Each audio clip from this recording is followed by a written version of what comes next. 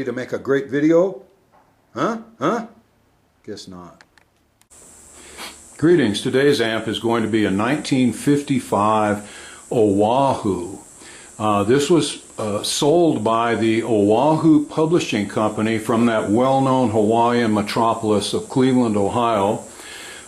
They actually had Valco make the amp for them, and then they labeled it. They were well known for selling first acoustic and then electric guitars for Hawaiian music.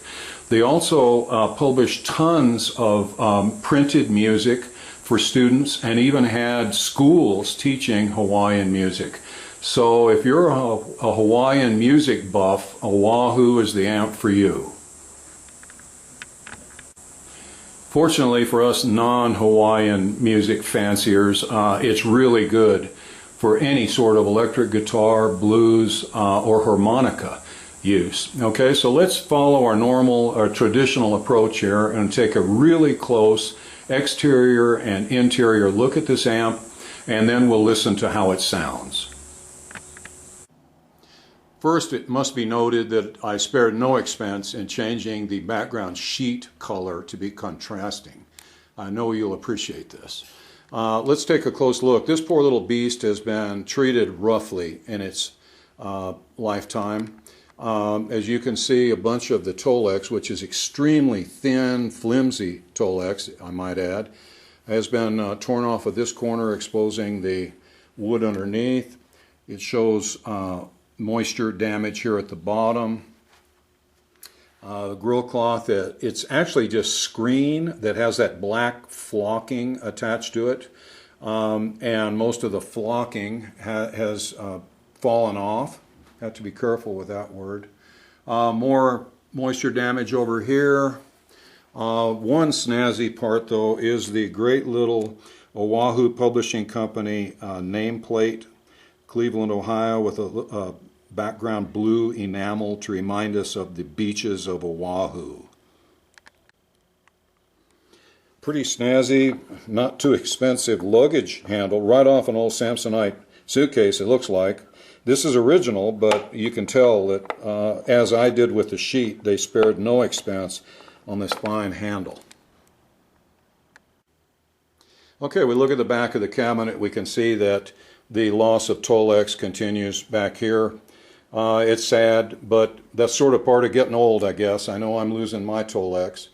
Anyway, there was no back door on this jewel when I got it, so I made one in a style that was reminiscent of the type that Valco put on these amps.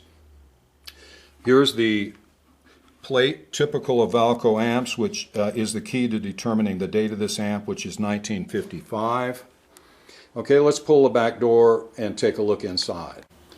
Okay, here we are with the back door off. As you can see, there's some rust here from the moisture. Apparently this thing was stored in a place where moisture either wicked up through the wood, or it actually was, water did get up onto it. Unfortunate loss of paint, not the end of the world.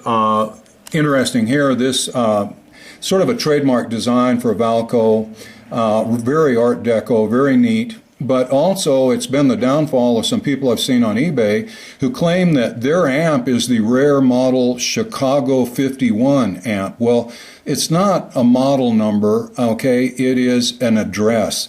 Valco was in Chicago, and 51 is a zone number, which was the precursor to zip codes to help the mail get where it was intended. So for heaven's sakes, don't tell people you have a Chicago 51 amp, okay? Jeez.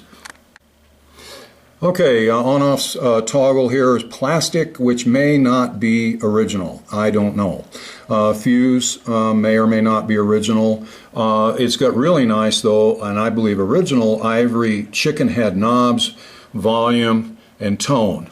And then there's three inputs. Now, originally, these were 47K impedance inputs. And I thought this amp just had too much trouble. It was just too bright. So I changed two of these to 68K to mellow it out a little bit, and one of them to 100K to really mellow it out. Now, in a little while, we're going to listen to the amp, and you'll see the difference. Now, here's an interesting trick. If you have an amp with too much treble, simply increase the impedance in your input jacks. Okay, the higher the impedance, the less treble will get through and the more bass will get through. So by increasing the impedance in these, I have favored some more bass and sort of hindered the treble. It's a nice little tip. It's not a big change in the circuit, but it certainly will make the amp more functional for you. Okay, looking up at the top of the chassis, we have a lot of lost paint. I don't see too much pitting and rust. It's sad. This is mostly cosmetic and not uncommon. Now, before we take a close look at the tube complement of this amplifier, let's take a look at the schematic. Okay, first off, as is typical, I couldn't find a specific schematic for the Oahu amplifier, but the Gretsch model 6155 or 56, also made by Valco, seems to match it perfectly. All right, over here we have the three inputs. As you can see, they're all originally 47K. That's a little low, and I changed 2 to 68 and 1 to 100, and in a little while we'll hear what difference that makes. First tube here is going to be a 6SQ7. It's an unusual tube. It's a triode, but it also has two diodes. In this case, they're just run to ground. I'm not exactly sure what the function is of the diodes in this. It appears there isn't one. If anybody out there can explain it to me, great. Otherwise, let's just assume that they were more interested in using the triode part of the tube. It's going to feed in through the volume and tone controls, as is typical, and then going to a 6SC7, which is sort of a Stone Age 12AX7. It's two triodes in one container with 6-volt heater instead of 12-volt. Okay, that's going to be the phase inverter, and it's going to do push-pull on two 6V6s. We have over here a typical field coil electrodynamic speaker. The field coil is 1000 ohms. We'll take a close look at that in just a minute. 5Y3 rectifier, everything pretty standard. Filter capacitors are just 310s at 450. They had been changed when I got the amp. Okay, so that's the schematic. Now we'll know what we're looking at when we look at the tubes and look at the chassis. Okay, here we have the two 6V6s. The 5Y3 is in the rear. Fortunately, they left the original can capacitor in place, and underneath, inside the chassis, they wired in some new capacitors. I'm not exactly sure if they needed it or not, but it certainly is a nice, quiet, and well-functioning amp, so I guess I'm lucky they did that. Okay, over here we have the 6SC7, which we know is going to be the phase inverter, and the 6SQ7, which is really the triode part of it is used as the preamp tube.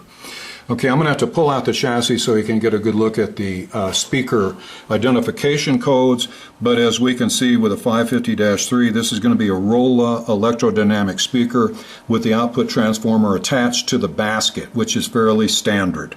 Okay, now I'm going to pull the chassis so you can get a better look at the speaker and the underside of the chassis. Okay, we got the chassis out and flipped around. One of the problems with electrodynamic speakers is you get this whole umbilical cord here of wires that connect the chassis to the speaker, and it's no fun to unsolder them. It's almost easier just to leave the chassis attached, as I've done here. Let's take a look at the speaker code if we can get a good look at it. It's 285443, so that's going to be the 43rd week of 1954, and the 285 means that it's a Rolla, as we already knew, because of the 550-3 markings. Okay, the speaker's a little rusty on top. This thing's obviously been somewhere where there's a lot of moisture.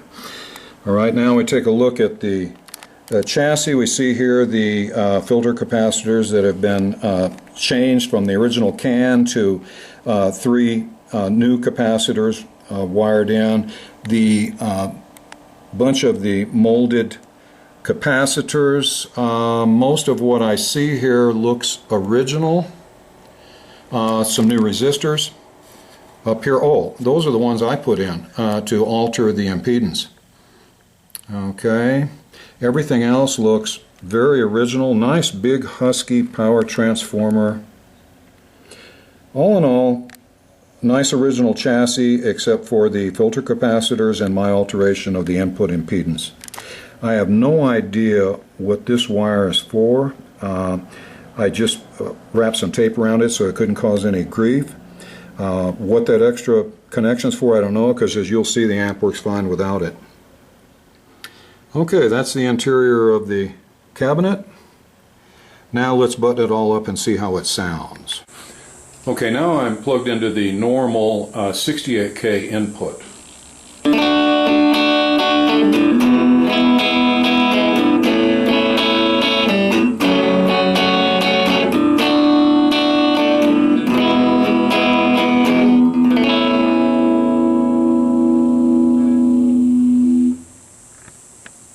Okay, now I'm plugged into the more mellow 100K input.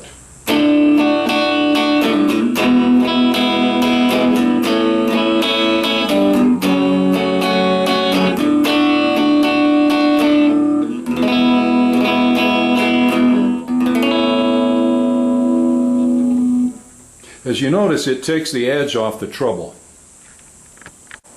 Well, that about does it for the mighty 1955 Oahu amplifier. I hope you found the proceedings interesting and informative, that you might even consider subscribing to my channel if you haven't already, and taking advantage of the free subscriptions for August. And regardless, I hope to see you again in the near future. I appreciate your time and interest. Bye for now.